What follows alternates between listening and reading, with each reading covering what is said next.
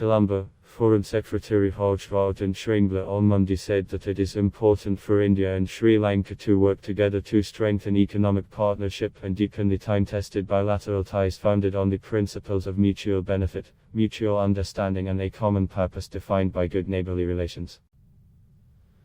Shringla, in his remarks at the inauguration of the Indian Development Cooperation projects at Temple Trees, the official residence of the Prime Minister of Sri Lanka here, said that India and Sri Lanka have both seen major disruptions to their economies by the devastating coronavirus pandemic. As we seek rapid socio-economic recovery for our respective countries, it is important to work together to strengthen our economic partnership and deepen our time-tested bilateral ties founded on the principles of mutual benefit, mutual understanding and a common purpose defined by good neighbourly relations, he was quoted as saying in a statement issued by the Ministry of External Affairs, ME. Let me state on this occasion that on our part, we will leave no stone unturned in mitigating the adverse impact of the COVID-19 restrictions on our socio-economic engagement and will stand together with the government of Sri Lanka in its efforts for post-COVID recovery, he said.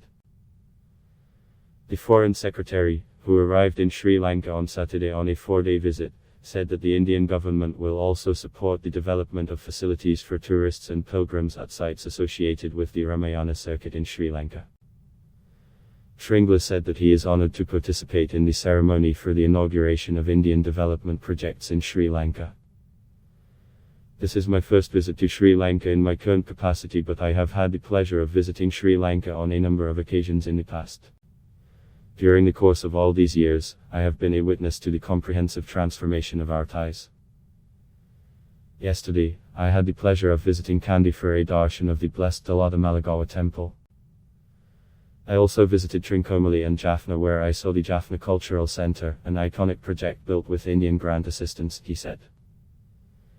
These places vividly recount the shared cultural heritage of the two countries and the strong bilateral development partnership, he said.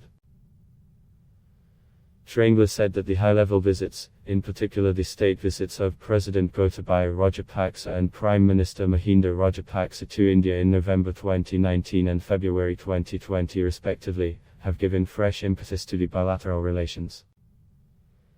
The virtual bilateral summit between Prime Minister Narendra Modi and Prime Minister Mahinda Rajapaksa in September 2020 was an important milestone as it set the template for the future evolution of our cooperation in fields such as defense and security, health, tourism, trade and commerce and people-to-people ties, the Foreign Secretary said.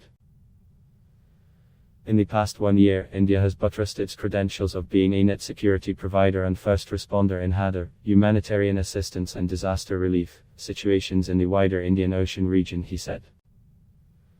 India was happy to respond to Sri Lanka's requests in recent cases of fire and marine pollution in its waters, Shringla said, adding that the Indian Navy also deployed its assets for rapid delivery of medical-grade oxygen to Sri Lanka in August to deal with its COVID-19 situation.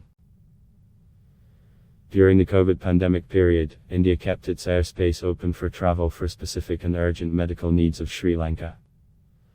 With the easing of the situation in Sri Lanka, it may be opportune for us to work on connectivity initiatives like the Jaffna to Chennai flight, ferry services between Karaikal and Kankasantharai and Dhanushkodi and Talamanar and the Buddhist corridor with the new international airport at Kushinagar, he said. Prime Minister Mahinda Rajapaksa's office said Shringla told him that India was looking forward to receiving the first pilgrim flight from Sri Lanka to the Kushinagar airport, a request made by Prime Minister Modi during the bilateral virtual summit held last year. Sri Lanka was looking forward to resuming tourism with India as it has always been the island nation's top tourism source, the office added. In his remarks, Shringla said that in 2009, India commenced its housing project in Sri Lanka. Over time, this project has become an integral part of the bilateral development cooperation partnership. Today we are dedicating houses in the third phase of the Indian housing project, which is spread across the hill country, he said. In 2009, the Sri Lankan government brought an end to the country's civil war fought mainly in the north and east of the island nation with the killing of the Liberation Tigers of Tamil Eelam, LT, Chief Valupalai Prabhakaran. Ad block test Y.